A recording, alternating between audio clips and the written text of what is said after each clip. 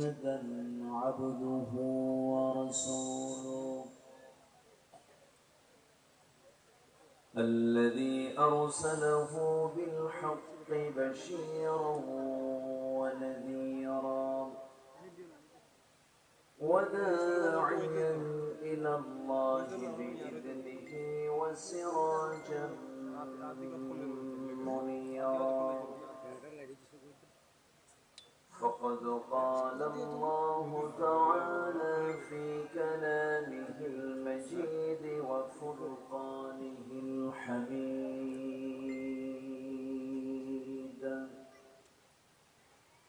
أعوذ بالله من الشيطان الرجيم بسم الله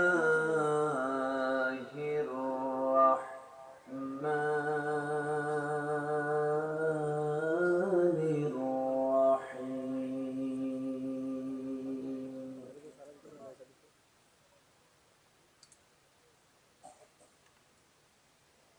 يا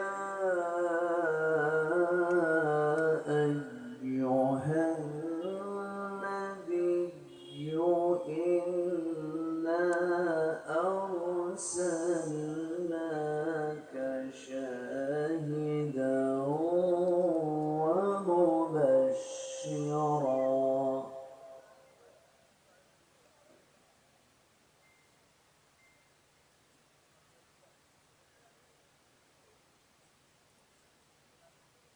إنا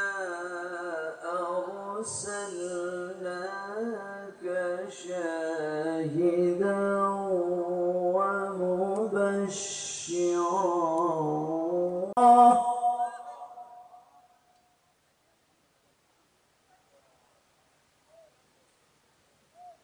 وكفى بالله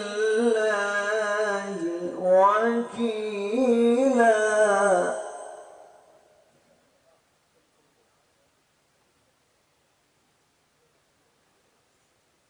الله أكبر بسم الله الرحمن الرحيم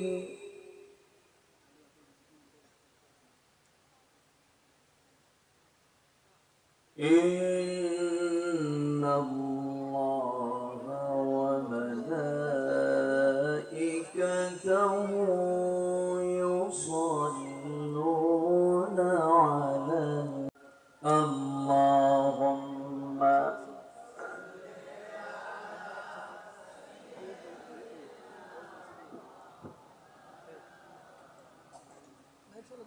وعلى آل سيدنا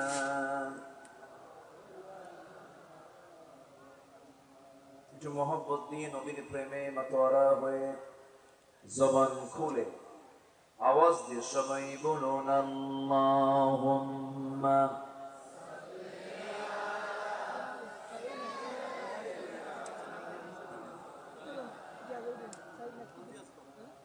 وعلى آل سيدنا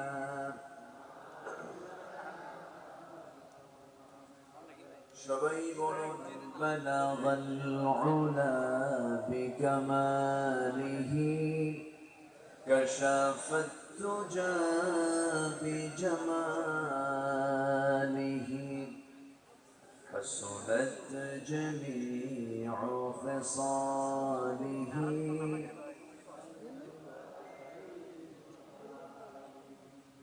سورة يوسف بدار حكمة لقمان ما قارئ قرآن باري يهدي لسادمان ما بلغ العلا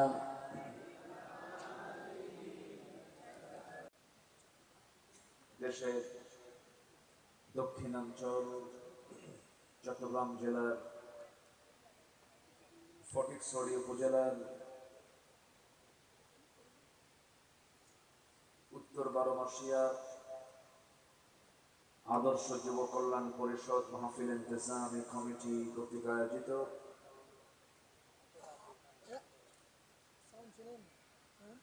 সফলতার এক যুগ পূর্তি উপলক্ষে আয়োজিত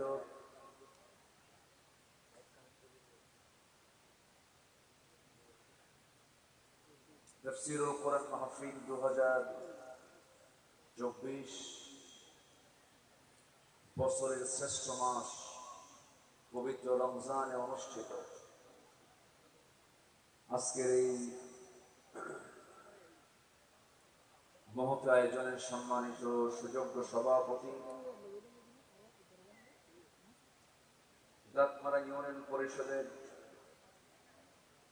সম্মানিত সুযোগ্য চেয়ারম্যান মহোদয় জনাব জানে আলম, আজকের মাহফিলের বরেণ্য অতিথিবৃন্দ, বিশেষ করে আমার স্নেহধন্য, আমার অনুজ নন্দিত আলেমে দ্বীন মুফতি আমির হামজা হাফিজাহুল্লাহ, উপস্থিত হযরত উলামায়ে কেরাম, ফদলায়ে ইজাম, সুশীল সমাজ, জাতির শ্রেষ্ঠ সন্তান, শিক্ষককে আবারও দিল খোলা সালাম। আসসালামু আলাইকুম ওয়া রাহমাতুল্লাহি ওয়া বারাকাতুহু।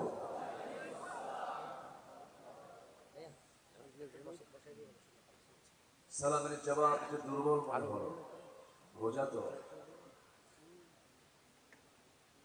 আমি আবারও একটু শক্ত 6 বছর পূর্ণ হলো, অর্ধযুগ।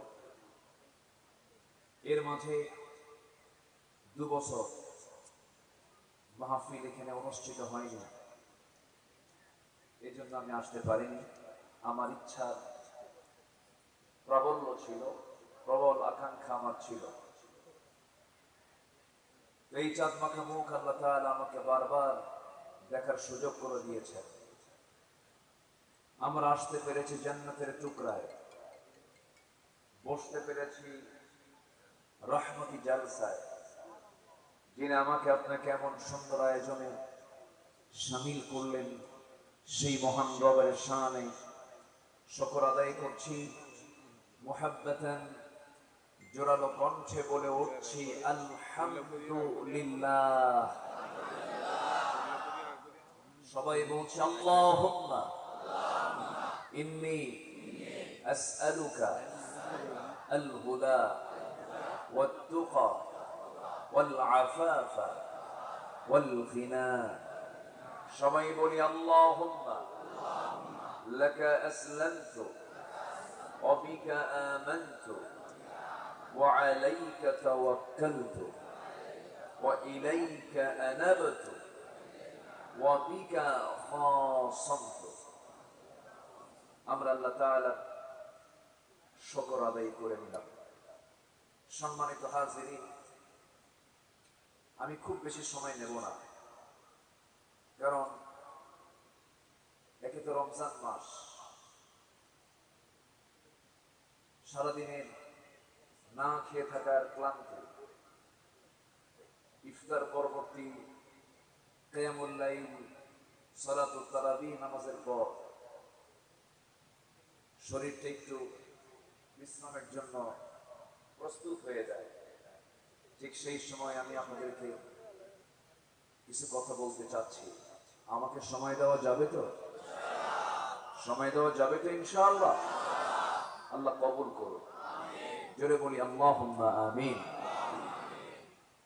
সম্মানিত হাজিরিন, আমরা বড় ভাগ্যবান, আমরা শ্রেষ্ঠ উম্মত হতে পেরেছি। আল্লাহ তাআলা আমাদেরকে শ্রেষ্ঠ উম্মত করেছেন, শ্রেষ্ঠ জাতি বানিয়েছেন, আমাদেরকে শ্রেষ্ঠ নবী উপহার দিয়েছেন, শ্রেষ্ঠ কিতাব কোরআন উপহার দিয়েছেন। তাহলে আমরা জাতি হিসাবে শ্রেষ্ঠ, এরপরে নবী হিসাবে আমরা শ্রেষ্ঠ নবী পেয়েছি। আবার কিতাবের দিক থেকে তাওরাত, ইনজিল, জাবুর, কোরআন, যত আসমানি কিতাব আল্লাহ তাআলা পৃথিবীতে পাঠিয়েছেন, এর মধ্যে শ্রেষ্ঠ কিতাবের নাম কি? আল কোরআন আল কারীম আমরা পেয়েছি। সর্ব গুণে গুণান্বিত আমরা, সর্বশ্রেষ্ঠ শ্রেষ্ঠ আমরা। সকল শ্রেষ্ঠত্ব আল্লাহ তাআলা আমাদেরকে দান করেছেন। বলি আলহামদুলিল্লাহ। যে কোরআন আল্লাহ তাআলা আমাকে দিয়েছেন, সেই কোরআনটা নাজিল হয়েছে কোন মাসে, কোন রাতে?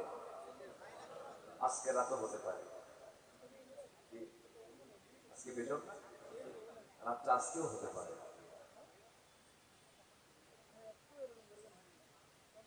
আশরুল আওয়াখির, রমজানের শেষ দশকের বেজর রাত্রি তোমরা তালাশ করো।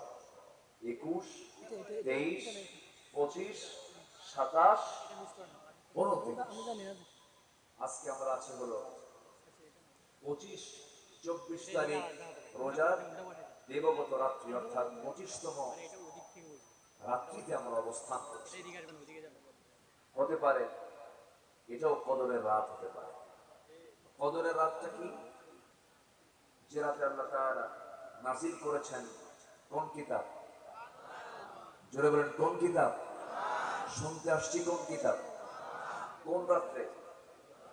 কদরের রাত। তাহলে একদম মিলে গেল না? একদম মিলে গিয়েছে কিন্তু, যে বিশাল ব্যাপার। আমরা কোরআন শুনতে এসেছি সেই সময়, যে সময় কোরআন, যে রাত্রিতে কোরআন আল্লাহ পাক নাযিল করেছেন।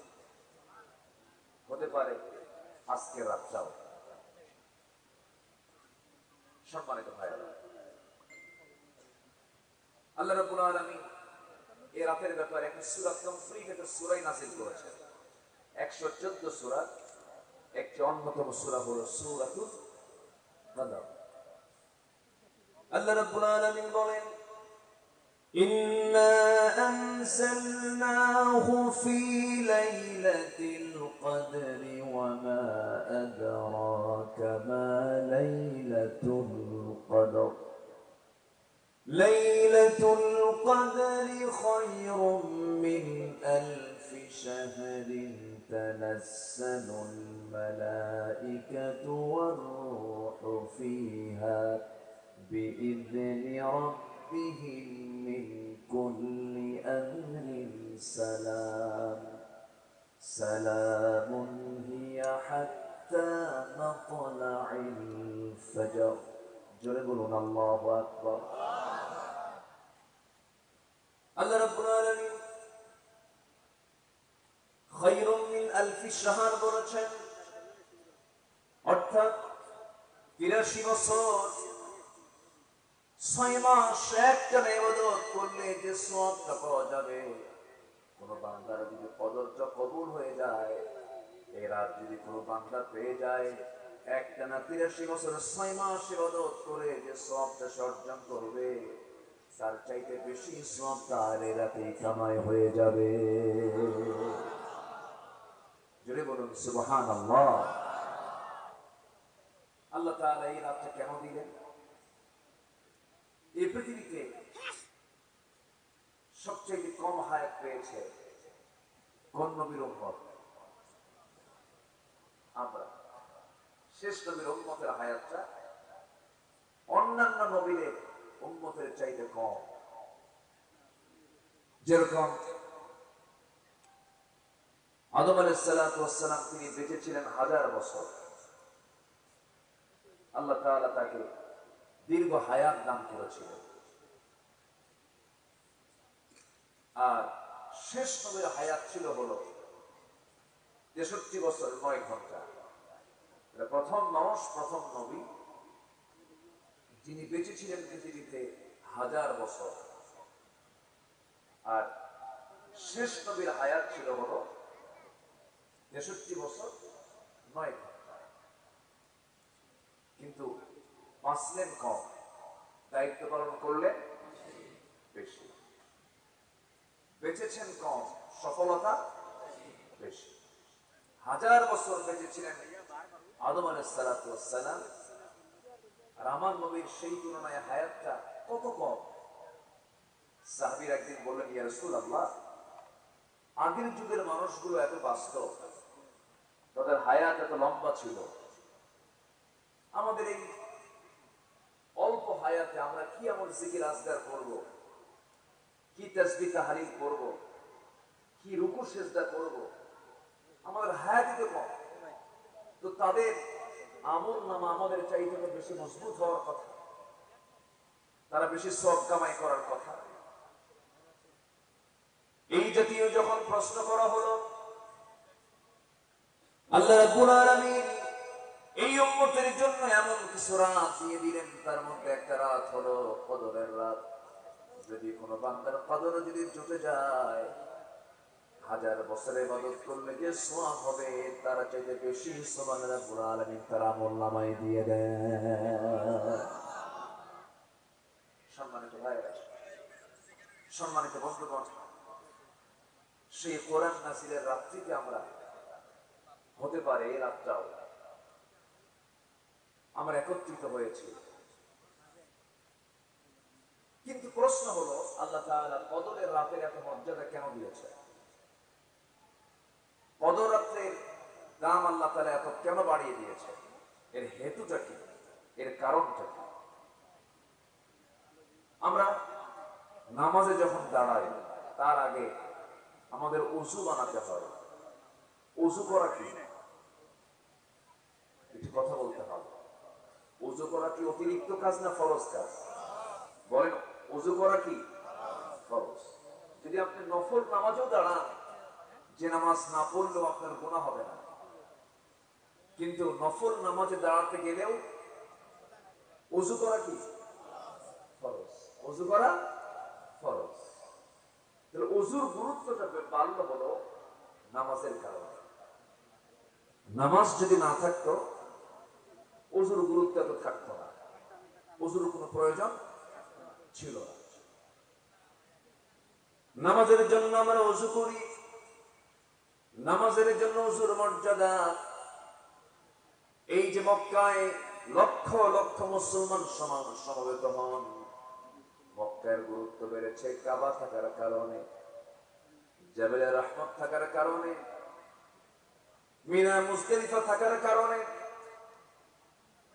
জামারা থাকার কারণে, সাফা মারওয়া থাকার কারণে, আল্লাহর ঘর কাবা থাকার কারণে মক্কার দামটা বেড়েছে। মক্কার দাম বাড়ার কারণ হলো আল্লাহর ঘর কাবা সেখানে আছে, এই জন্য আমরা মক্কায় যাই। মদিনার দাম বেড়েছে, আমার নবীজির মাকবারা কবর থাকার কারণে মদিনার দামটা বেড়েছে, আমরা এই জন্য মদিনায় যাই। তাহলে মদিনার দাম বাড়লো নবীর কবরের জন্য, মক্কার দাম বাড়লো আল্লাহর ঘর কাবা থাকার কারণে, ওযুর দাম বাড়লো নামাজের কারণে। আল্লাহ তাআলা এই রাতের দাম বাড়িয়ে দিয়েছেন কোরআন নাযিলের কারণে। জোরে বলি সুবহানাল্লাহ। কোরআন নাযিলের কারণে আল্লাহ তাআলা এই রাতের দাম এত দিয়েছেন। সেই কালামে হাকিম থেকে আমি আলোচনার পূর্বে আমার অভ্যাস অনুযায়ী সূরাতুল আহজাব থেকে 45, 46, 47, 48 এই 4টি আয়াতে কারিমা আমি তেলাওয়াত করেছি। এই 4টি আয়াতকে সামনে রেখে আমি কিছু কথা বলতে চাচ্ছি। আমাকে সময় দেওয়া যাবে তো? সবাই সময় দিতে রাজি আছেন তো ইনশাআল্লাহ? সম্মানিত ভাইরা, এই এলাকাবাসী একটি বড় ঐতিহ্যবাহী মাহফিল হলো উত্তর 12 মাসিয়া আদর্শ যুব কল্যাণ পরিষদের এই তাফসীর মাহফিল। বিগত 2টি বছর এই মাহফিল হয়নি বা হতে দেওয়া হয়নি। আসতে বলবেন না, হয়নি না হতে দেওয়া হয়নি? হতে দেওয়া হয়নি। এখানে আসলে তো মানুষ চোর হয়, তাই না? মাহফিল আসলে ডাকাত হয়, মাহফিল আসলে মানুষ বেনামাজি হয়, মাহফিল আসলে মানুষের চরিত্র নষ্ট হয়। রমজান মাসে নাচানাচি চলে, রমজান মাসে উলঙ্গপনা বেহাপনা চলে, হোটেলগুলো খোলা থাকে, জেনার পরিবেশ উন্মুক্ত হয়ে থাকে, কিন্তু ইফতার মাহফিল নিষিদ্ধ করা হয়। ওই চেতনার ধ্বজাধরি কিছু বাম রামেরা, ওই পন্থীরা চায় আল্লাহর জমিনে কোরআনের কোন আলোচনা না হোক। সম্মানিত ভাইরা, যারা কোরআনকে অচল রাখতে চায়, যারা কোরআনের কথাকে যারা দামিয়ে রাখতে চায়, বন্ধ করতে চায়, তারাই অচল হয়ে যাবে। জোরে বলি ইনশাআল্লাহ, আর জোরে বলি ইনশাআল্লাহ। অচল হয়ে যাবে। যুগে যুগে যারাই ইসলামের বিরোধিতা করতে চেষ্টা করেছে, যুগে যুগে যারাই ইসলামকে দেখিয়ে দেওয়ার জন্য চেষ্টা করেছে, তাদের সকল চেষ্টা ব্যর্থ করে দিয়েছেন তিনি আমার কে? আসতে বলবেন না, তিনি আমার কে? আমরা অনেকে জানি না এই রমজান মাসে কিছু হিস্টোরি আছে। এই রমজান মাসে আল্লাহ তাআলা বেশ কিছু ঘটনা ঘটিয়েছেন, আমরা অনেকেই জানি না। আমরা শুধু অনেকেই জানি রমজান আসলে পরে শেষ রাতে খেতে হয়, সন্ধ্যায় ইফতার করতে হয়। সাহারি খাও, না খেয়ে থাকো, আর ইফতার করো। কিন্তু এই রমজান, এর মধ্যে যে কত ইতিহাস লুকানো আছে, এটা অনেকেরই জানা নাই। আমরা জানি দেশের মানুষ, আমরা জানি সবাই বিজয়ের মাস হলো ডিসেম্বর, স্বাধীনতার মাস হলো মার্চ। আমরা কিন্তু এটাই জানি। এখন মার্চ মাস চলছে মানে কি আমার দেশে কিসের মাস? স্বাধীনতার মাস। তাহলে বিজয়ের মাস, স্বাধীনতার মাস আমরা ডিসেম্বর এবং মার্চকে জানি। কিন্তু আপনি যদি কোরআনকে বলেন, আপনি যদি ইসলামের ইতিহাস থেকে জানতে চান বিজয়ের মাস কোনটা, বদর যুদ্ধের মাস কোনটা, বলেন কোন মাস? আরো জোরে বলেন কোন মাস? রমজান মাস। আমার বন্ধুগণ, আল্লাহ তাআলা একটা বিজয় নামে সূরা নাযিল করেছেন। ইন্না ফাতাহনা লাকা ফাতহাম মুবিনা। হে রাসূল, আমি আপনাকে সুস্পষ্ট বিজয় দিয়েছি। আল্লাহ রাব্বুল আলামিন ইসলামের বিজয়টা দিয়েছেন এই রমজান মাসে। মক্কা বিজয় হয়েছে রমজান মাসে। যে নবী আমার আল্লাহর হুকুমে, আল্লাহর নির্দেশে রাতের বেলা অন্ধকারে বাল্যকালের বন্ধু, সারা জীবনের বন্ধু সাইয়েদনা আবু বকর সিদ্দিক রাদিয়াল্লাহু তাআলা আনহুকে সঙ্গে করে নিয়ে রাতের আধারে লুকোচুরি করে জাবাল সূরে গিয়ে তিনি 3 দিন 3 রাত আশ্রয় নিয়ে সেখান থেকে সোজা মদিনায় চলে গেলেন, হিজরত করলেন। যখন তিনি হিজরত করেছেন, সাথে ছিল একজন। সেই নবীজি হিজরতের পর ঠিক 10 বছরের মাথায় মহান রব্বুল আলামিন তাকে বিজয় দান করেছিলেন। এই 10 বছর আল্লাহ রাব্বুল আলামিন সুসম্পন্ন করে, স্বয়ংসম্পন্ন করে যে রাসূল মাত্র একজনকে সাথে নিয়ে মক্কা থেকে মদিনায় তিনি হিজরত করেছেন, পাড়ি দিয়েছিলেন। সেই রাসূল 10 বছরের ব্যবধানে 10,000 সাহাবী নিয়ে তিনি যে মাসে মক্কা বিজয় করলেন, সেই মাসটার নাম কি? সেই মাসটার নাম কি? রমজান কারীম। আমার নবীজি এই মক্কা মুকাররমা থেকে মদিনা মুনাওয়ারায় যখন হিজরত করলেন, হিজরত করার 2 বছরের মাথায় ওই আরবের কুরাইশরা, আবু জেহেলরা, আবু লাহাবরা, উতবা, শাইবা, মুগিরারা তারা চিন্তা করলো না মুহাম্মাদের এই দিনকে কেমন করে নিভিয়ে দেওয়া যায়। যারা পারেন ঠোঁট মিলিয়ে বলুন, কুতিবা আলাইকুমুস সিয়ামু কামা কুতিবা আলাল্লাযীনা মিন ক্বাবলিকুম লাআল্লাকুম তাত্তাকুন। জোরে বলুন আল্লাহু আকবার। তোমাদের জন্য লিখিত আকারে আইন করে পাশ করা হয়েছে। আল্লাহ তাআলা ফরজ শব্দটা বলেন না, তিনি বলেছেন কুতিবা, ফরিদা বলেন নাই। কুতিবা মানে লিখিত আকারে পাশ করা। এখানে আলেম উলামা আছে, ফরিদা বলতে পারতেন। লিখিত আকারে পাশ করা মানে সংবিধান দুই রকম হয়, একটা মৌখিক সংবিধান আর একটা হচ্ছে লিখিত সংবিধান। একটা লিখিত সংবিধান, একটা হচ্ছে অলিখিত সংবিধান। মৌখিক সংবিধান মজবুত হয় না, লিখিত সংবিধান মজবুত হয়। আল্লাহ রাব্বুল আলামিন লিখিত আকারে রোজাকে ফরজ করে দিয়েছেন।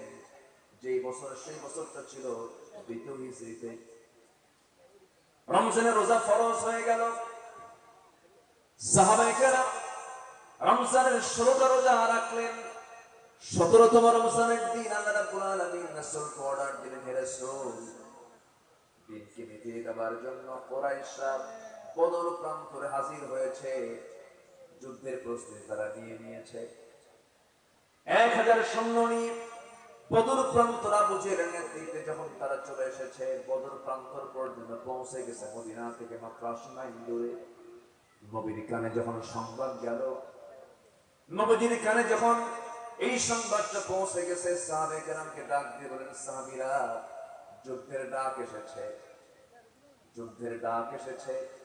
বদর প্রান্তরে কাফের মুশরিকরা একত্রিত হয়েছে দিনকে নিভিয়ে দেওয়ার জন্য, ইসলামকে নিশ্চিহ্ন করার জন্য। কারা কারা আছো সেই বাতিলদের মোকাবেলায় তোমরা কারা কারা? আমাহি রোজা ফরজ, জিহাদ ফরজ। রোজা ভাঙবো না, রোজা রেখে আমরা জিহাদের ময়দানে বাতিলদের বিরুদ্ধে লড়াই করব। আমার রাসূল বলেন, সাহাবীরা শোনো, ফাইদাতু মিন আইয়ামিন উখর, অন্য সময় জিহাদ, অন্য সময় এটার সুযোগ পাবে, রোজা রাখার সুযোগ পাবে, কিন্তু আজকে হেরে গেলে ইসলামটা নির্মূল হয়ে যাবে, দিন পরাজিত হয়ে যাবে। রোজা ভেঙে ফেলে দাও। রাসূল প্রথমে রোজা ভেঙে ফেললেন, সাহাবায়ে কেরাম রোজা ভেঙে ফেললেন। বদর যুদ্ধের প্রান্তরে হাজির হলেন, বাতিলদের সামনে মোকাবেলায় দাঁড়িয়ে গেছেন। কোন মাসে বলেন? বলেন কোন মাসে? রমজান। সে রমজান বারবার আসে, সে রমজান বারবার আমার দরজায় কড়া নাড়ে। কিন্তু সব বুঝি, সাহারি খাওয়া বুঝি, ইফতার করা বুঝি, কিন্তু দিন কায়েম বুঝি না। ঠিক কি না? রোজা রাখা বুঝি, দান সদকা বুঝি, কিন্তু আল্লাহর জমিনে দিন কায়েমের জন্য যে জিহাদের দরকার সেটা বুঝি না। এটা বুঝি না, কারণ এটা বুঝতে গেলে রক্ত যাবে, এটা বুঝতে গেলে জীবন যাবে, এটা বুঝতে গেলে ঘরবাড়ি ছাড়া লাগবে, এটা বুঝতে গেলে হামলা মামলা কারাবরণ আসবে। ঠিক কি না? অনেকে সস্তা জান্নাত পেতে চায়। আমার দেশের কিছু দরবারই তো আছে, যে দরবারের মুরিদ হলে পরে জান্নাতের সার্টিফিকেট দিয়ে দেয়। আছে কি না? আমার মুরিদ হন, সার্টিফিকেট নিয়ে যায়। কিন্তু পিসাবি জান্নাত পাবে না, জাহান্নাম পাবো তো নিজেই জানে। ঠিক কি না? সম্মানিত ভাইরা, সম্মানিত বন্ধুগণ, দিন কায়েমের জন্য যদি আমার রাসূলকে রমজান মাসে আমার নবীর নেতৃত্বে যদি জিহাদের ময়দানে অংশগ্রহণ করতে হয়, সেই দিন কায়েমের জন্য প্রতিটি ইমানদারের জিহাদের তামান্না রাখার প্রয়োজন এই রমজান মাসে আছে না নয়? দিন কায়েমের জন্য যদি জীবন দিতে হয় রাজি আছেন? রক্ত দিতে হয় রাজি আছেন? মাল দিতে হয় রাজি আছেন? কারা কারা রাজি আছেন? দুহাত করে দেখান মুসলমান।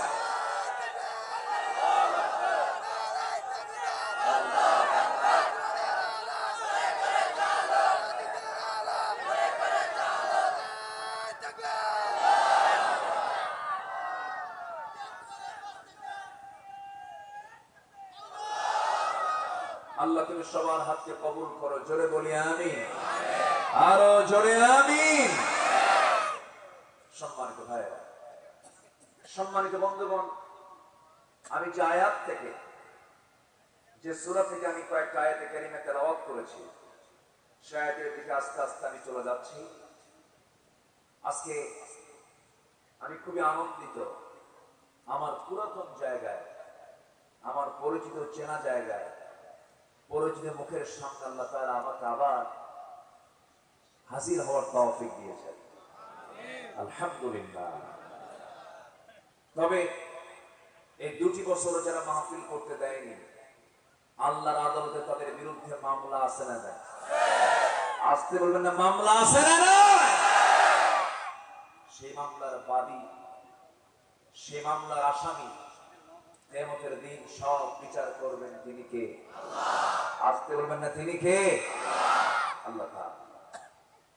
আমরা পৃথিবীর কোন বিচারকে আমরা ভয় পাই না, আমরা ভয় পাই হলো কার বিচার? আল্লাহ। আসতে বলবেন না, কার বিচার? আল্লাহ। বিচার হবে না? সন্দেহ লাগে? সন্দেহ হয়? বিচার করবেন তিনি কে? আল্লাহ তাআলা। আমার বন্ধুগণ, কঠিন বিচার হবে সেই দিন, চুল পরিমাণ কোনো কম বেশি করা হবে না। একটা আয়াত আমাকে দারুণ ভয়ের মধ্যে ফেলে দেয়, সেটা হলো فَمَن يَعْمَلْ مِثْقَالَ ذَرَّةٍ خَيْرًا يَرَهُ وَمَن يَعْمَلْ مِثْقَالَ ذَرَّةٍ شَرًّا يَرَهُ। যারা পরিমাণ যে বান্দা ভালো আমল করবে তাও সেদিন সে দেখতে পাবে, যারা পরিমাণ খারাপ কাজ করবে তাও সেদিন সে দেখতে পাবে। যারা শব্দটার অর্থ হলো খালি চোখে যা দেখা যায় না, সেটা হলো যারা। সেদিন বান্দার সামনে এমন কিছু আমলনামা হাজির হয়ে যাবে, বান্দা আশ্চর্য হয়ে যাবে, আল্লাহ এত সূক্ষ্ম সূক্ষ্ম জিনিসটা তুমি আমার সামনে আজকে দেখাচ্ছ। সেই কঠিন কিয়ামতের দিন আল্লাহর সামনে মুখোমুখি যদি হতেই হয়, মুখোমুখি যেহেতু হতে হচ্ছে, আমরা আমলনামা নিতে চাই ডান হাতে না বাম হাতে? ডান হাতে না বাম হাতে? والسابقون السابقون أولئك المقربون। আল্লাহ রাব্বুল আলামিন আরেক জায়গায় বলছেন ওয়াসারিউ ইলা মাগফিরাতিন মির রাব্বিকুম ওয়া জান্নাতিন আরদুহা আস-সামাওয়াতি ওয়াল আরদ উইদ্দাত লিল মুত্তাকিন। জোরে বলুন আল্লাহু আকবার। জান্নাতের দিকে দৌড় মারো, আল্লাহর মাগফিরাতের দিকে দৌড় মারো। আল্লাহ রমজানটা দিয়েছেন কেন? বান্দার জীবনের জন্য একটা গুনাহ তার জীবনে না থাকে। রমজান শব্দটা রমজান থেকে এসেছে, যার অর্থ হলো জ্বালিয়ে দেওয়া, ভস্ম করে দেওয়া, সরকার করে দেওয়া। অর্থাৎ রমজান মাস যে বান্দা পাবে তার ভাবতে হবে এই রমজানে আমার আল্লাহর কাছে তওবা করে, ইস্তিগফার করে, আল্লাহর সামনে নতজানু হয়ে সিজদা দিয়া, রুকু করে, কিয়াম করে, সিয়াম করে, যেমন করে হোক নিজের জীবনের আমলনামা থেকে গুনাহগুলো সাফ করে নিতে হবে। কারণ যে ব্যক্তি রমজান পেল অথচ নিজের জীবনের গুনাহ তার মাফ হলো না, তার ধ্বংস হয়ে যায়, রাসূলের সঙ্গে সঙ্গে তিনি বলেছেন আমিন। অর্থাৎ বোঝা গেল, কোন বান্দা যদি নিজের জীবন থেকে গুনাহ মুক্ত জীবনটা করতে চায়, রমজান তার জন্য সবচেয়ে একটা বড় মাধ্যম। জোরে বলুন সুবহানাল্লাহ। সামনের 4-5টা দিন রাত আমার আপনার সামনে পড়ে আছে। এরপরে হলো ঈদের দিন, ঈদুল ফিতর। অর্ধজাহানের খলিফা, জান্নাতের সুসংবাদ প্রাপ্ত একজন সাহাবী, আমার নবীর সবচেয়ে কাছের মানুষদের একজন, আশারে মুবাশশিরের একজন সাহাবী সাইয়েদনা ওমর ফারুক রাদিয়াল্লাহু তাআলা আনহু সারা মাস রোজা রেখেছেন। ঈদুল ফিতরের দিন, ঈদের দিন হাজার হাজার মুসল্লি সব ঈদগাহে প্রস্তুত, ঈদের নামাজ তারা পড়বেন, কিন্তু ইমাম নাই। খলিফা ওমর ফারুক এখন ঈদগাহে জমা হন নাই, ঈদগাহে তিনি যান নাই। টাইম পার হয়ে যায়, সাইয়েদনা ওমর ফারুকের কোনো খবর নাই। একজন সাহাবী চলে আসলেন তার বাড়িতে এসে দরজায় কড়া নাড়লে, দরজা খুলে দেখেন সাইয়েদনা ওমর ফারুক রাদিয়াল্লাহু আনহু সিজদার মধ্যে ছোট্ট বাচ্চার মতো ডুকরে ডুকরে কাঁদতেছে। ঈদের দিন কাঁদে। বলো হলো সাইয়েদনা ওমর ফারুক রাদিয়াল্লাহু তাআলা, এটা তো আমাদের আনন্দের দিন।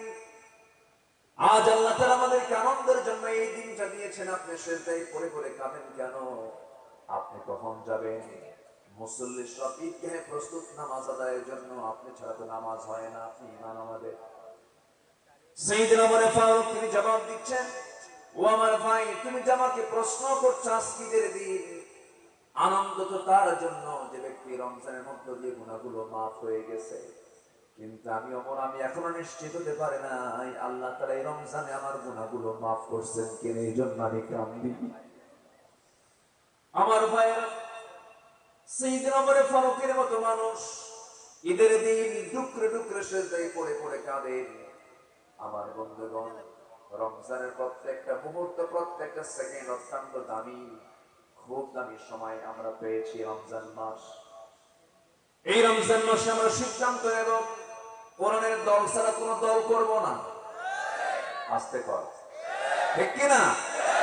কোরআন আছে যেখানে, কোরআন আছে যেখানে, দল করতে হবে কার দল? দল করতে হবে কোরআনের দল। কিসের দল? অন্য দল করা হারাম। অন্য দল করে কি? যে নেতা আপনাকে কোরআনের কথা বলে না, যে নেতা আপনাকে কোরআনের দিকে ডাকে না, যে নেতা আপনাকে কোরআনের আইন প্রতিষ্ঠার সংগ্রামে কোন চেতনা আপনাকে লালন করার জন্য নসিহত করে না, সেই নেতৃত্বের মুখে আমরা জুতা মারি, সেই নেতৃত্ব আমরা মানি। আমার নবীজিকে আল্লাহ তাআলা এই দুনিয়াতে পাঠিয়েছেন। কেন পাঠিয়েছেন? তার দায়িত্ব, তার কর্তব্যগুলো কি কি ছিল। আমি কোরআনের আলোকে 9টা পয়েন্ট আমি কথা বলতে চাই। এই 9টি পয়েন্ট নিয়ে আমি যদি কথা বলি, মোটামুটি আমারই লেগে যাবে আরো 2 দিন। কথা বোঝেন? আল্লাহ তাআলা তার রাসূলকে যে কর্তব্য, যে দায়িত্বগুলো দিয়েছেন, আমি 9টি পয়েন্ট আমি কথা বলতে চাই। আল্লাহ তাআলা তাকে 9টি দায়িত্ব দিয়েছেন। নাম্বার 1 হলো মানুষের কাছে আল্লাহর দ্বীনের দাওয়াত পৌঁছে দেওয়া। তাহলে আমার নবী ছিলেন একজন দাঈ। কি ছিলেন? দাঈ, যিনি দাওয়াত দিয়েছেন মানুষকে কার পথে? আল্লাহর পথে। আল্লাহ তাআলা সূরাতুল আহজাবে বলেন, ইয়া আইয়ুহান নাবিয়্যু ইন্না আরসালনাকা শাহিদান ওয়া মুবাশশিরান ওয়া নাযীরান ওয়া দাঈয়ান ইলাল্লাহি বিইذনিহি ওয়া সিরাজান মুনীরা। জোরে বলুন আল্লাহু আকবার। আমার বন্ধুগণ, 1 নাম্বার নবীর দায়িত্ব হলো, কর্তব্য হলো মানুষের কাছে আল্লাহর দ্বীনের দাওয়াত পৌঁছে দেওয়া। মা আলার রাসূলি ইল্লাল বালাগ ওয়াল্লাহু ইয়ালামু মা তুবদুনা ওয়া মা তাকতুমুন। জোরে বলুন আল্লাহু আকবার। সূরাতুল মায়েদা আয়াত নম্বর 99। রাসূলকে আল্লাহ তাআলা বলেছেন, হে রাসূল, আমি আপনাকে দায়ী করে দ্বীনের দাওয়াত পৌঁছে দেওয়ার জন্য আমি আপনাকে দুনিয়াতে পাঠিয়ে দিয়েছি। আপনি একজন দায়ী, আপনার কাজ হলো দাওয়াতটা পৌঁছে দেওয়া। নাম্বার 2 হলো মানুষকে সতর্ক করা। ওয়া আনদির আশিরাতাকাল আকরাবিন। জোরে বলুন আল্লাহু আকবার। নাম্বার 3 হলো মানুষকে আল্লাহর দিকে আহ্বান করা। উদউ ইলা সাবিলি রাব্বিকা বিল হিকমাতি ওয়াল মাউইযাতিল হাসানাহ ওয়াজাদিলহুম বিল্লাতী হিয়া আহসান। জোরে বলুন আল্লাহু আকবার। সূরাতুন নাহল আয়াত নাম্বার 125। আল্লাহ রাব্বুল আলামিন রাসূলকে বলছেন, হে রাসূল, আপনি প্রজ্ঞার সাথে মানুষকে দাওয়াত দিন, হিকমতের সাথে মানুষকে দাওয়াত দিন, ওয়াল মাউইদাতুল হাসানা, সুন্দর নসিহত করেন, সুন্দর আপনি নসিহা করেন। এবং আপনি যখন লিপ্ত হয়ে যাবেন, উত্তম তর্ক করবেন, যেন সেটা উত্তমতা না হারিয়ে ফেলে, এমন জাতীয় তর্ক বিতর্ক করবেন না। নাম্বার 4 হলো উপদেশ দান করবেন আপনি। ফাযাক্কির ইন্নামা আনতা মুযাক্কির লাস্তা আলাইহিম বিমুসাইতির। জোরে বলুন আল্লাহু আকবার। আমার বন্ধুগণ, আমরা রাসূলের জীবন থেকে, রাসূলের আমল থেকে আমরা এগুলো শিক্ষা নিতে পারি। আমাদের দাওয়াতি কাজ করার দরকার আছে না নাই বলেন? আসতে বলবেন না, আছে না নাই? আছে। আমার বন্ধুগণ, আমার নবীর প্রথম দাওয়াতি কার্যক্রম ছিল ইনসাইডের, ভিতরের দিকে। তিনি তার দাওয়াতি কাজ করেছেন, আগে ঘরের মধ্যে কাজ করেছেন। ও আনফুসাকুম ওয়া আহলিকুম নার, নিজে বাঁচো, তোমার পরিবারকে জাহান্নাম থেকে বাঁচাও। আমার বন্ধুগণ, রমজান মাসে রোজা রাখলাম, তাহাজ্জুদ পড়লাম, কোরআন তেলাওয়াত করলাম। অনেক মহিলা মা বোনরা আমার দেশে আছেন, রমজান মাসে তারা কোরআন খতম দেন, আছে না? কোরআন খতম দেন, কিন্তু রমজানের শেষ দশক যখন চলে আসে, শেষ দশকে কদরটা আল্লাহ তাআলা তালাশ করতে বলেছেন। কিন্তু রমজানের শেষ দশকে আমার দেশের মার্কেটগুলোতে পুরুষ বেশি না মহিলা বেশি? কদর খুঁজতে যায়, কি খুঁজতে যায়? কদর। দিনের বেলা বেশি না রাত্রে বেলা বেশি? রাতে শপিং এ চলে যায়। রাতের শপিং এ চলে গিয়ে আল্লাহ তাআলা বলছেন, রমজানের শেষ দশকে কদর খোঁজো, কদর তালাশ করো। আর আমার দেশের অধিকাংশ মেয়েরা তারা কদর তালাশ করার জন্য শপিং এ চলে যায়, রাতের আধারে মার্কেটে চলে গেল। স্বামীকে ডাক দিয়ে বলে, তুমি তো মার্কেট বোঝো না, নতুন শাড়ির কালেকশন কিছু আছে, তুমি বুঝবা না, এগুলো একটু শপিং এ যাচ্ছি। স্বামীকে এক ধমক মেরে চলে যায়। এমন বউ তো বাংলার জমিনে নাই। আসতে বল, আছে না নাই? তো মার্কেটের দায়িত্ব কি পুরুষের না নারী? আল্লাহ তাআলা দায়িত্ব দিয়েছেন, বাজারের দায়িত্ব কার? পুরুষের। এখন বাজারের দায়িত্ব নিয়েছে কে? নারী। মেয়েদের ফাংশনটা হচ্ছে আলাদা, পুরুষের ফাংশনটা আলাদা। হ্যাঁ, বিশেষ ওজার যদি থাকে, বিশেষ কারণ যদি থাকে, সেটা ভিন্ন কথা, কিন্তু বাজারের ব্যাগটা হাতে নিতে হবে কার? পুরুষের। কারণ একজন নারী নেবে কখন? সে তো মা, বাচ্চার খাবার আছে তার স্তনে, সে তো মা, রান্না বান্না করার জন্য, বাচ্চাকে সুন্দর করে গড়ে তোলার জন্য তার সেবা, তার চিকিৎসা, তাকে সময় দেওয়া, একটা নারীর কত কাজ আছে। কিন্তু নারী বলছে না, সমান অধিকার। কি অধিকার? সমান অধিকার। সম্মানিত ভাইয়েরা, সম্মানিত বন্ধুগণ, শপিং এ চলে গেল, মার্কেটিং এ চলে গেল। রমজান মাসে যে নারী পর্দায় না থেকে রোজা রাখলো, প্রশ্ন আসতে পারে, হুজুর তার রোজা হবে কিনা? এরকম প্রশ্ন কিন্তু অনেকে করতে পারে।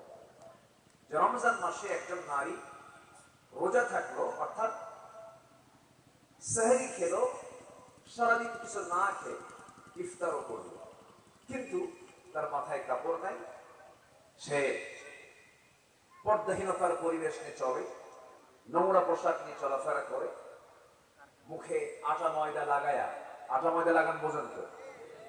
ওটা কি বলে? প্লাস্টার। কইরা বাইরে বের হয়। তাহলে রোজা অবস্থায় যদি পর্দাহীনতার পরিবেশ যদি সে নিয়ে চলে, তার রোজা কবুল হবে কিনা? এই প্রশ্ন আপনি রাসূলকে করুন। আমার রাসূল তিনি বলেছেন, মান লাম ইয়াদা কাওলা যুর والعمل به فليس لله حاجة في أن يدع طعامه وشرابه أو كما قال عليه الصلاة والسلام রাসূল বলেছেন যে ব্যক্তি রমজানের রোজা রেখে বাজে কথা বাজে কাজ বাজে কথা বাজে কাজ অন্যায় মিথ্যা কথা অন্যায় কাজ কর্ম অপকর্ম অশ্লীলতা বেহায়াপনা যে ছাড়তে পারলো না তার রোজা রাখার কোনো প্রয়োজন নাই বলেছেন মুহাম্মদ সাল্লাল্লাহু আলাইহি ওয়াসাল্লাম। তাহলে রোজা রাখার দাবি হলো অবশ্যই তাকে পর্দাশীলা হতে হবে। অবশ্য না রাখলেও সমস্যা নাই, এরকম কিছু নাই। পর্দা কি 1 মাস না 12 মাস? 1 মাস না 12 মাসিয়া? 1 মাসিয়া। কি মাসিয়া?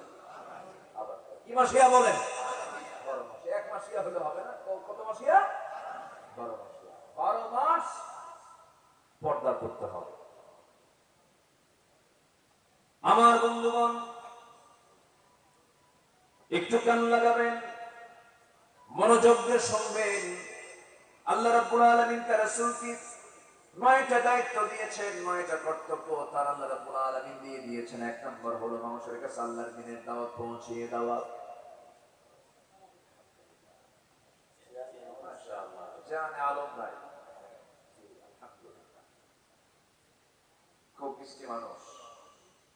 আল্লাহ তুমি মাহফিলকে কবুল করে নাও, জোরে বলি আল্লাহুম্মা আমিন। এই মাহফিলের সফলতার পেছনে, এই মাহফিলের বাস্তবায়নের পেছনে আমার জান আলম ভাইয়ের একটা বিশাল ভূমিকা আছে। আল্লাহ তুমি তার এই ভূমিকাকে কবুল করে নাও, তুমি তার সকল খেদমতকে তুমি আল্লাহ কবুল করে নাও। খলিফা ওমর ফারুকের মতো ইসলামের পক্ষের একজন সেবক হিসেবে তুমি আল্লাহ কবুল করে নাও। সম্মানিত ভাই, নাম্বার 4 বলেছি আমি উপদেশ দান করা। আমার নবীজি 9টি দায়িত্বের একটা দায়িত্ব ছিল, কিন্তু উপদেশদাতা ছিলেন।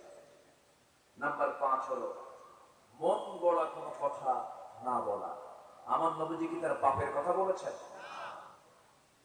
তার নিজের মন গড়া কোনো কথা বলেছেন? রাসূল বলেছেন কার কথা? আসতে বলবেন না, কার কথা? আমার রাসূল আমার লিডার, আমার নেতা এমন নেতা, আমার রাসূল এমন রাসূল যিনি তার বাবার কোনো কথা, দুনিয়ার কোন নেতা ঘরেই তিনি থেকেছেন, একসঙ্গে চলাফেরা করেছেন, কিন্তু তাকে কখনো জোর করে কখনো বলেন নাই চাচা আপনাকে ইসলাম কবুল করতেই হবে।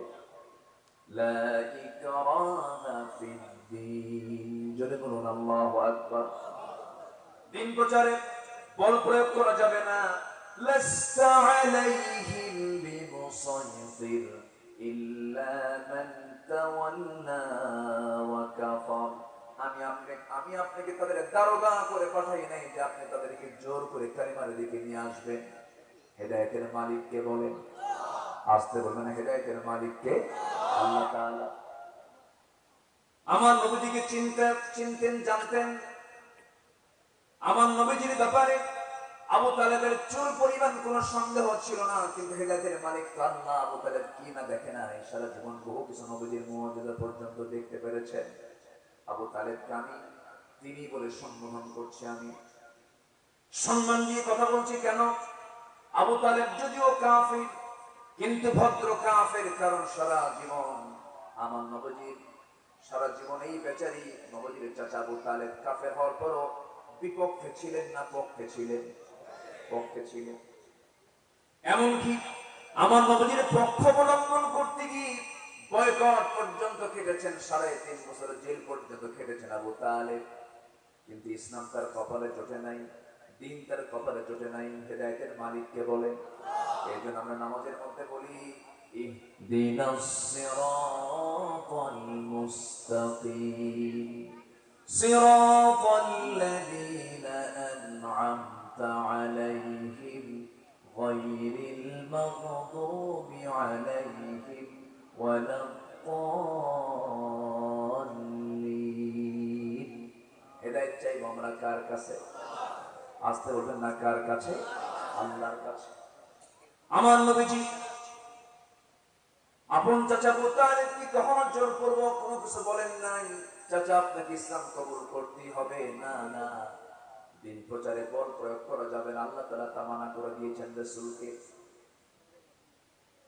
তবে একটা দিন যেদিন আবু তালেবের মৃত্যু হয়ে যাবে, সেই দিন তার পাশে দাঁড়িয়ে শিওরে বসে আমার রাসূল তার দিকে তাকায় তাকায় চোখের পানি ফেলে ফেলে বলছেন, চাচা আপনি আমাকে ভাষা শিখিয়েছেন, আপনি আমাকে কথা শিখিয়েছেন, আপনি আমাকে ধীরে ধীরে বড় করেছেন, আমার বাপ ছিল না, আপনি আমার পিতার ভূমিকা দায়িত্ব পালন করেছেন, আপনি আমাকে বিয়ে শাদী করাইছেন, ব্যবসা শিখিয়েছেন। ও চাচা, আপনি আমার জীবনে এত বড় উপকার করেছেন, আপনাকে শেষবারের জন্য বলি চাচা, একটাবার আপনি কালিমার ঘোষণা দিয়ে দেন।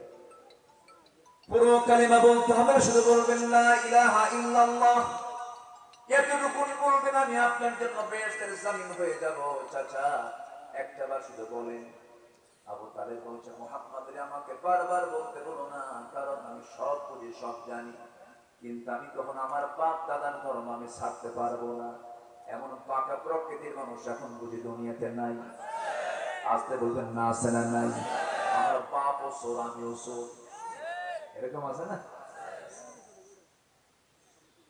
আবু তালেব কি দেখে নাই? আমার নবীজির যখন জন্ম হয়ে গেল, জন্মের 3 দিন পর আবু তালিব রাসূলের সামনে একদিন এই ঘটনা বর্ণনা করতেছেন আর বলতেছে, আবু তালিব রাসূলকে লক্ষ্য করে আবু তালিব বলতেছে, মুহাম্মদ শোনো, কোন একটা চাঁদনি রাতের কথা আমার মনে পড়ে গেল, আমি তোমাকে বলতে চাই। মুহাম্মদ রাসূল বলেন, চাচা আপনি বলেন কি হয়েছে বলেন। যে রাত, যেদিন তোমার জন্ম হয়ে গেল, জন্মের মাত্র 3টা দিন পর রাতের আধারে চাঁদনি রাতের নিচে তোমাকে, চাঁদনি আকাশের নিচে তোমাকে শুয়ে রেখেছে তোমার মা। আমি তোমাকে দেখতে গেলাম, দেখতে গিয়ে দেখি তোমাকে খোলা আকাশের নিচে চাঁদনি রাতে তোমাকে শুয়ে রেখেছে। আমি দেখতে পেলাম তোমার মা তোমার কাছে নাই, তোমার মা শুধু হাওমাও করে কান্দে, তোমার মার চোখে পানি, আমেনার চোখে পানি, কান্না ফোরায় না, তোমাকে দেখলে পরে কান্নার পরিমাণটা বেড়ে যায়, তোমার থেকে দূরে দূরে থাকে। আমি একটা রাত আমি গিয়ে তোমার কাছে গিয়ে লক্ষ্য করে দেখি তুমি একাকি শুয়ে আছো, তোমার পাশে কেউ নাই। সেই সময় আমি দেখতে পেলাম, মুহাম্মদের তুমি যখন তোমার হাতটা ডান দিকে নাও, চাঁদটা ডান দিকে যায়, তুমি যখন তোমার বাম হাতটা বাম দিকে নাও, চাঁদটা বাম দিকে চলে যায়, যখন তুমি তোমার দুইটা হাত যখন নিচের দিকে টেনে আনো, চাঁদটা নিচের দিকে চলে আসে, কাছাকাছি চলে আসে। মুহাম্মদ, আমি কি সত্য দেখছি না মিথ্যা দেখছি বলো তো? আমার রাসূল কেঁদে কেঁদে বলছেন, আমার চাচা আবু তালেব, ওই চাঁদনি রাতে আপনি আমার সামনে যে দৃশ্য দেখেছেন, জন্মের পূর্বে আল্লাহ তাআলা আমার বাপকে দুনিয়া থেকে বিদায় ঘটিয়েছেন, আমার বাপ দুনিয়া থেকে বিদায় নিয়েছেন। জন্মের পর সন্তান জন্মের পরে সবচেয়ে বেশি খুশি হন যিনি, তিনি হচ্ছেন বাবা। আমার মার স্বামী, আমার আব্বার দুনিয়া থেকে যখন বিদায় তিনি নিয়েছেন, আমার জন্ম হয়েছে। আমার জন্মে সবচেয়ে বেশি খুশি হবেন যিনি, তিনি আমার পিতা, সেই পিতা দুনিয়াতে নাই। সেই স্বামী হারানোর যন্ত্রণা সহ্য করতে না পেরে আমার মা আমাকে সামনে রাখতে পারে না, আমাকে রেখে দূরে দূরে থাকে, হাওয়া করে কান্দের, স্বামীর স্মৃতিচারণ করে। আমি একাকী, আমাকে সময় দেওয়ার মতো কেউ নাই, মনে করে আল্লাহ তাআলা ওই চাঁদনি রাতগুলোকে, মুহাম্মদ রাব্বুল আলামিন আমার জন্য, আকাশের চাঁদটাকে আমার জন্য আল্লাহ তাআলা খেলনা বানায় দিয়েছেন। যেরকম সুবহানাল্লাহ।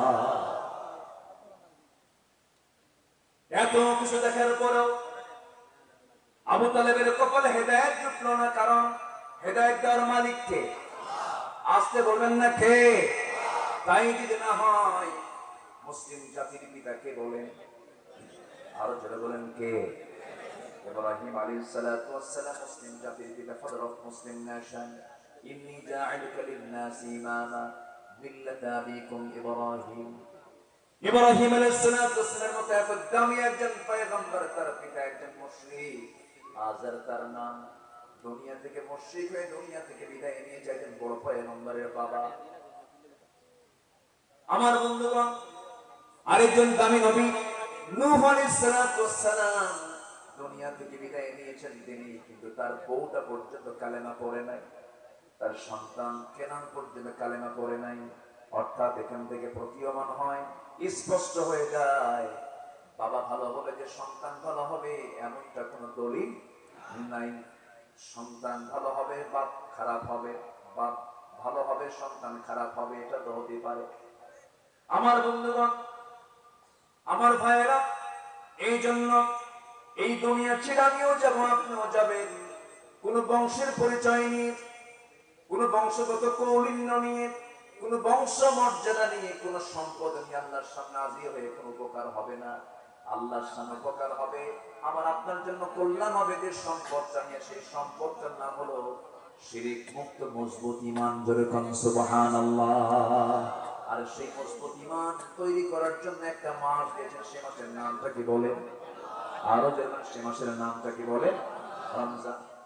আল্লাহ রাব্বুল আলামিন বলেন, ইন্না খালাকনাকুম মিন যাকারিন ওয়া উনসা ওয়া জাআলনাকুম শুউবান ওয়া ক্বাবাইলা লিতাআরাফু ইন্না আকরামাকুম ইনদাল্লাহি আতকাকুম। আমি মানুষকে সৃষ্টি করেছি এক নর এবং নারী থেকে, এবং বিভিন্ন গোত্র ভাগ করে দিয়েছি, ভাষা বিভিন্ন রকম করে দিয়েছি। কেন করেছি? যেন তোমরা একে অপরকে চিনতে পারো। এই চট্টগ্রামের ভাষার সিলেটের ভাষা কি একরকম নাকি? বিভিন্ন জনপদে বিভিন্ন ভাষা দিয়েছেন। এই ধরনের চট্টগ্রামে বারাইয়াহাটের যে ভাষা, বীরের সরাইয়ের যে ভাষা, আর ওইদিকে টেকনাফের ভাষা, যদিও চট্টগ্রাম অঞ্চল ভাষা কি একরকম না ভিন্ন রকম? ভিন্ন রকম। কুমিল্লার চান্দিনা চলে যাবেন, ভাষা আরেকটা পেয়ে যাবেন। সিলেটে চলে যাবেন, ভাষা আরেকটা পেয়ে যাবেন। নাম্বার 9 হলো আল্লাহ রাব্বুল আলামিন রাসূলকে যে দায়িত্বগুলো দিয়েছেন, এর মধ্যে অন্যতম দায়িত্ব হলো আল্লাহ যে দ্বীনটা দিয়েছেন, সেই দ্বীনের নাম হলো ইসলাম। সেই দ্বীনের নাম কি বলে? ইসলাম। সেই ইসলামকে দুনিয়াতে পরাজিত থাকুক না বিজয়ী হোক, বলেন?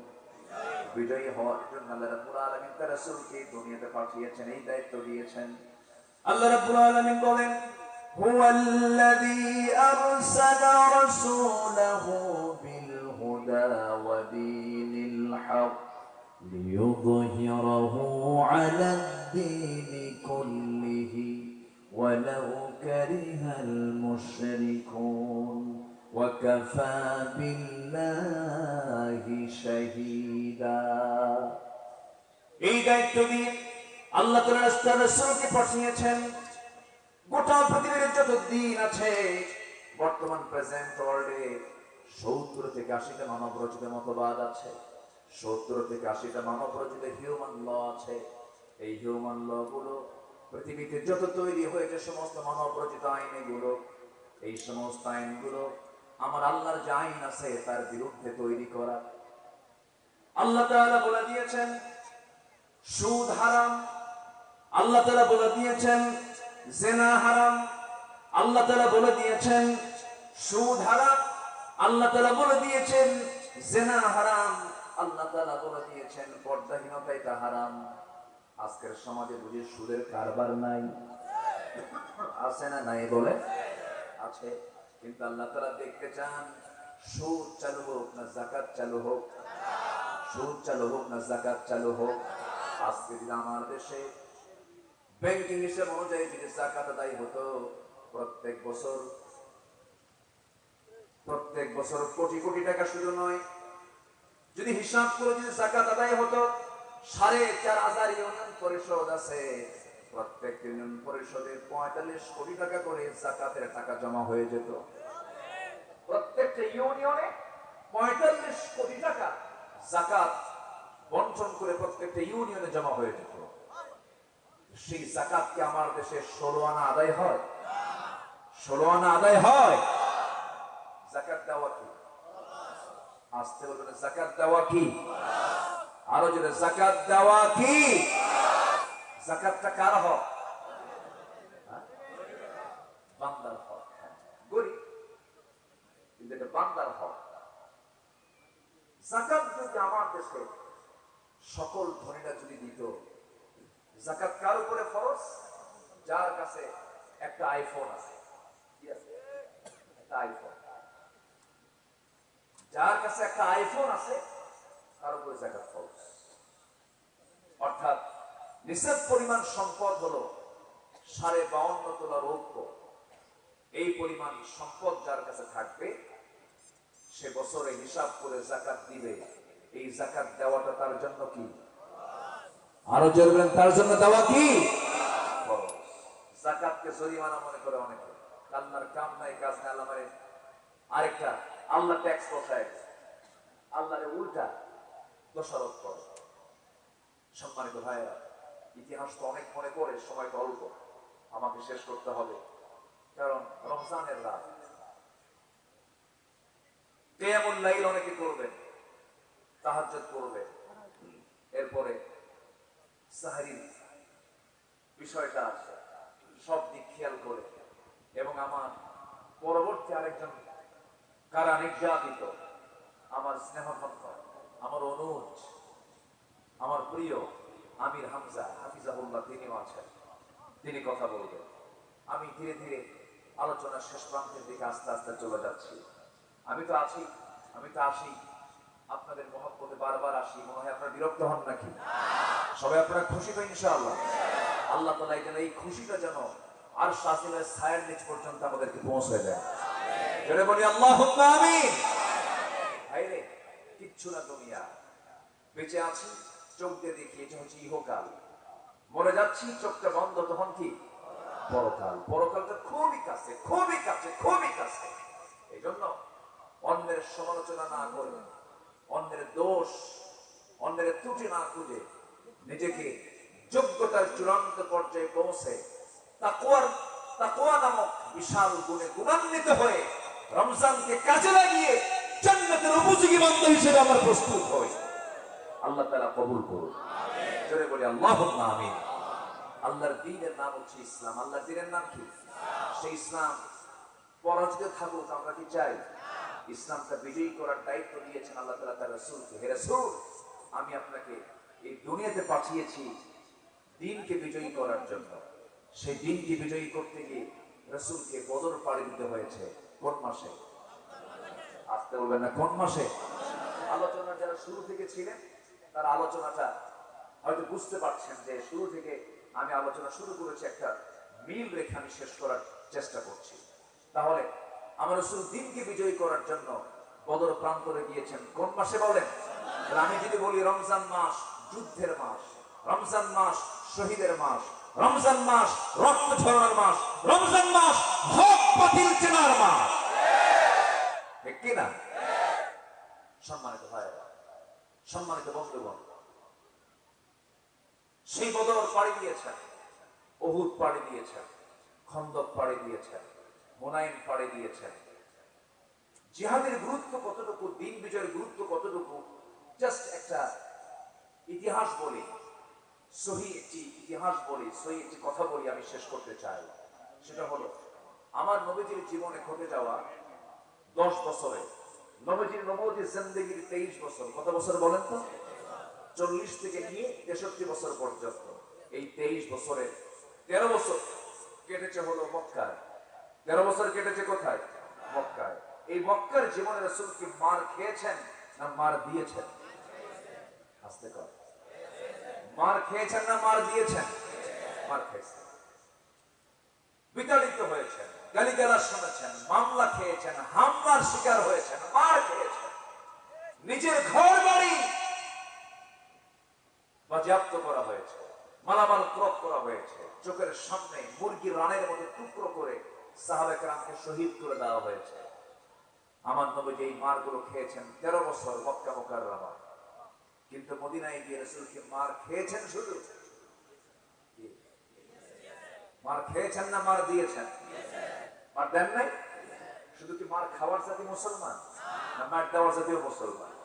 নবীর হাতে তরবারি নিয়েছেন রাসূল, তিনি শুধু কি তরবারি কখন নেয় মানুষ? মায়ের খাওয়ার জন্য না মায়ের দেওয়ার জন্য? আমার নবীজি বিশ্ব মানবতার মহান শিক্ষক, বিশ্ব মানবতার নবী, তার হাতে যদি দিন কায়েমের জন্য তরবারি তুলতে হয়, সেই দিন কায়েমের জন্য মুসলমান আমাদেরকে প্রস্তুতি নিতে হবে। রাজি আছেন কারা কারা? হাত তুলে দেখান মুসলমান।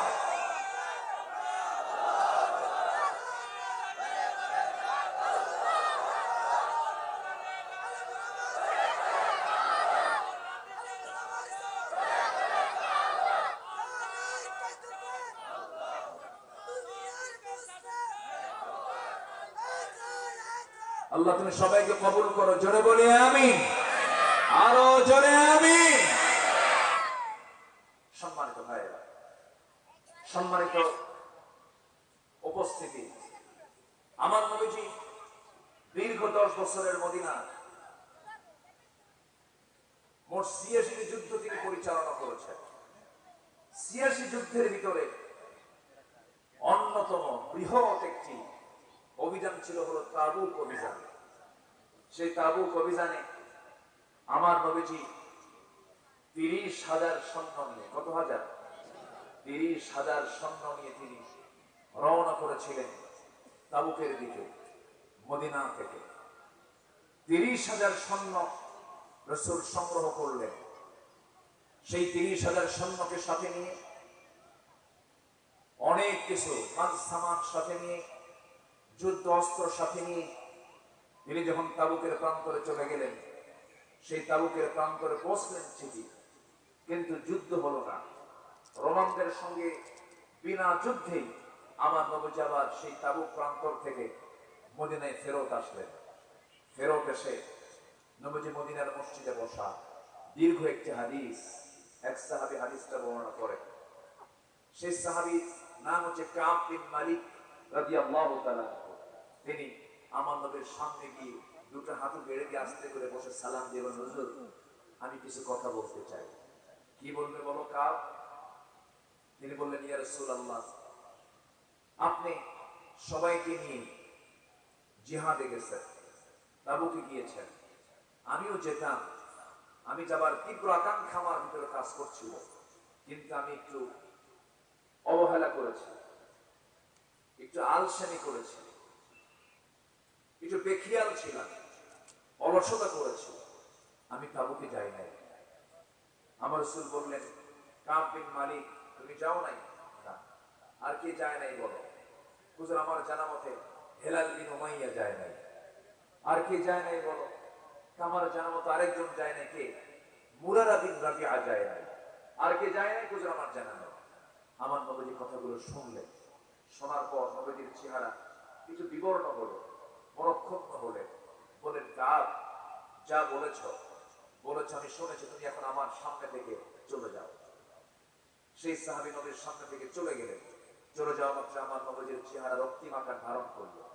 আমার নবীজি সঙ্গে সঙ্গে নোটিশ জারি করলেন, ও মদিনার সকল মুসলমান, মদিনার সকল সাহাবীরা, তোমরা জেনে রেখে দিও, কাব বিন মালিক, হেলাল বিন উমাইয়া, মুরারা বিন রাবিআ, এই তিনজন যারা এই তাবুক অভিযানে যায় নাই আমার সাথে, এই তিনজনের সাথে কোন মুসলমান তাদের সাথে কোনো কথা, আচার আচরণ, লেনদেন কোনো কিছু করতে পারবে না। সম্পূর্ণরূপে বয়কট করা হলো এই তিনজনকে। সম্মানিত ভাইয়েরা, এখন প্রশ্ন করি আমি, সেই তাবুক অভিযানে আমার রাসূল নিয়ে গেছেন কত হাজার? আসতে বলবেন না, কত হাজার? যায় নাই কয়জন? তিনজন। আচ্ছা, 30,000-এ 3 জন যায় নাই, এটা কি বড় কোনো সংখ্যা? আচ্ছা, যুদ্ধ কি হয়েছে সেখানে?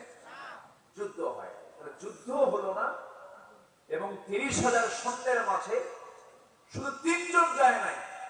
রাসূল ইচ্ছা করে বলতে পারতেন, ইচ্ছা করলে বলতে পারতেন, ঠিক আছে যাও নাই, যাও, সমস্যা নাই, যুদ্ধ হয় নাই, তোমাদেরকে ছেড়ে দেওয়া হলো। তা কিন্তু তিনি বললেন। তিনি কি করলেন? শক্তভাবে দড়ি টেনে ধরলেন, লাগাম টেনে ধরলেন। কেন অবহেলা করা হলো? এদের সঙ্গে কোনো প্রকার কথাবার্তা চলবে না, লেনদেন চলবে না। কাব বিন মালিকের কানে যখন সংবাদ চলে গেল, কাব বিন মালিক রাদিয়াল্লাহু তাআলা আনহু সূরা তাওবার ভিতরে আল্লাহ রাব্বুল আলামিন বিস্তারিত ব্যাখ্যা দিয়েছেন।